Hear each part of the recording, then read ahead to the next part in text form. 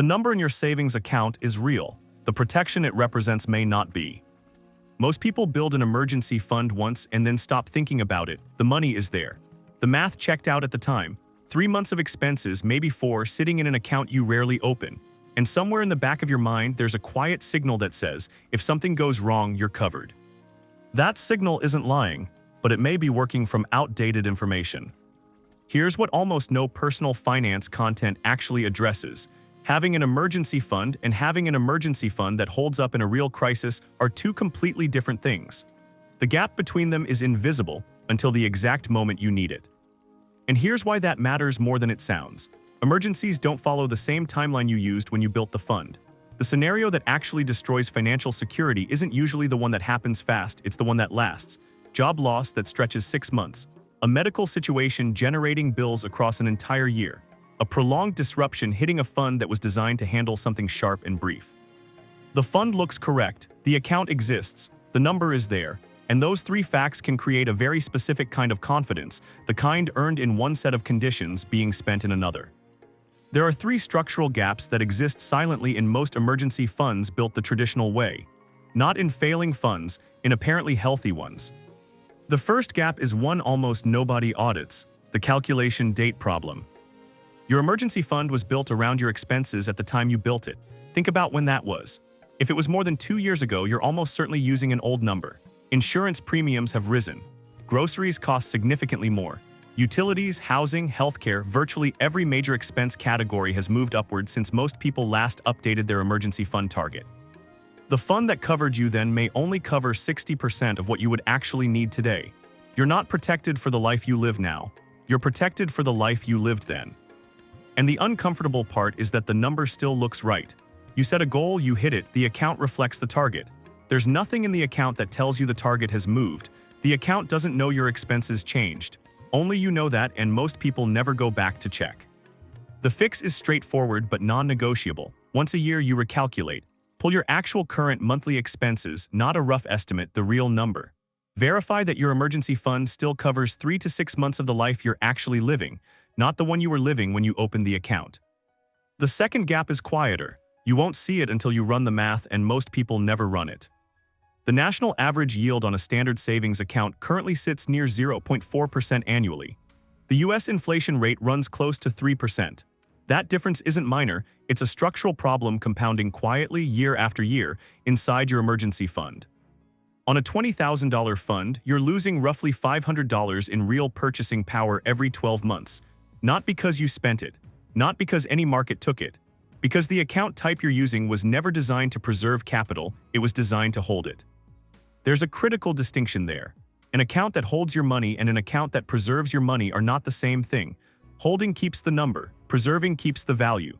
When inflation runs faster than your yield, the number stays still while what that number can actually buy in a real crisis quietly shrinks.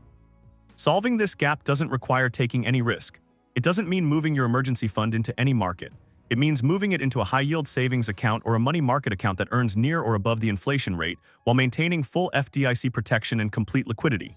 The money stays safe, stays accessible, and stops eroding in silence. High-yield savings accounts are currently offering yields between 4 and 5%. That's the difference between capital preservation and capital erosion. Same money, same protection, completely different result. The third gap is the one almost no one audits. And it's the most likely to fail you in the specific scenario that actually tests people. An emergency fund sitting in a single account at one institution for one undivided purpose has a structural vulnerability that only becomes visible in a prolonged crisis. It was designed for emergencies that happen once, not for emergencies that keep happening. When an emergency is sudden, a car repair, an appliance, a medical bill, a single pool works, you withdraw, you rebuild. But when the emergency stretches across months, something different starts to happen. The pool depletes at a rate that was never planned for. There is no structure managing which portion to draw from first and which to leave earning. Everything sits in one place, earning the same yield regardless of how soon it might be needed, with no mechanism protecting the reserves you haven't reached yet. What works in its place is a tiered structure, 3 layers each with a different function. The first layer holds 1 to 2 months of expenses in a fully liquid, instantly accessible high-yield savings account. This is your immediate response capital, available the moment you need it, no waiting, no friction.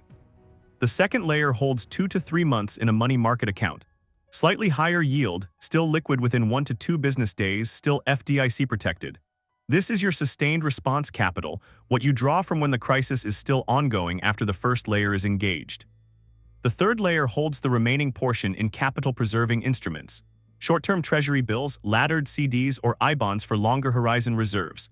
These earn meaningfully above inflation, carry zero market risk, and protect the real purchasing power of money that may not be needed for months.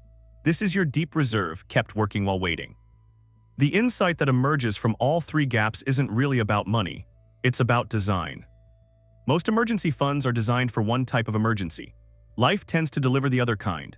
The funds that actually fail people in real crises almost always looked fine on the surface.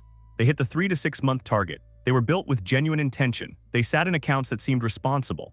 But they were calculated for a past version of expenses, sitting in accounts losing real value, and structured with no capacity to survive a prolonged disruption. A tiered emergency fund doesn't require more total money. It requires the same money organized differently. The structure does what a single pool cannot. It separates immediate liquidity from yield optimization, so you are never forced to choose between accessing what you need now and preserving what you haven't spent yet. That is what financial security actually looks like, not just a number that exists, but a system that works. Here is how to audit what you currently have. Step 1. Find when you last calculated your monthly expenses. If it has been more than a year, recalculate now. Add current housing, insurance, utilities, groceries, transportation, and minimum debt obligations. Multiply by your target coverage period. Compare that updated number to what you actually have. Step 2. Check your current yield. Log into the account where your emergency fund lives and find the APY. If it is below 2%, your capital preservation strategy has a gap. Research high-yield savings accounts or money market accounts offering competitive rates with FDIC protection. This is not a complex move. It is a 15-minute account transfer that permanently stops a silent drain. Step 3. Consider whether a tiered structure fits your situation. If your emergency fund covers more than 2 to 3 months of expenses, a single account is leaving meaningful yield unrealized while creating structural exposure to prolonged crises.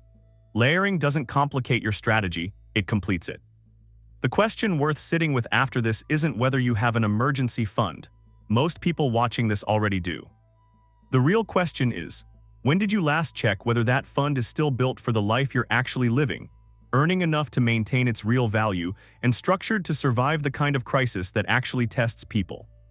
Financial security isn't a number you reach and forget. It's a system you maintain.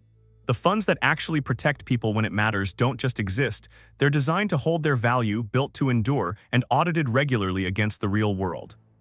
If your fund looks fine right now, that's not a reason to wait. That's exactly the reason to check.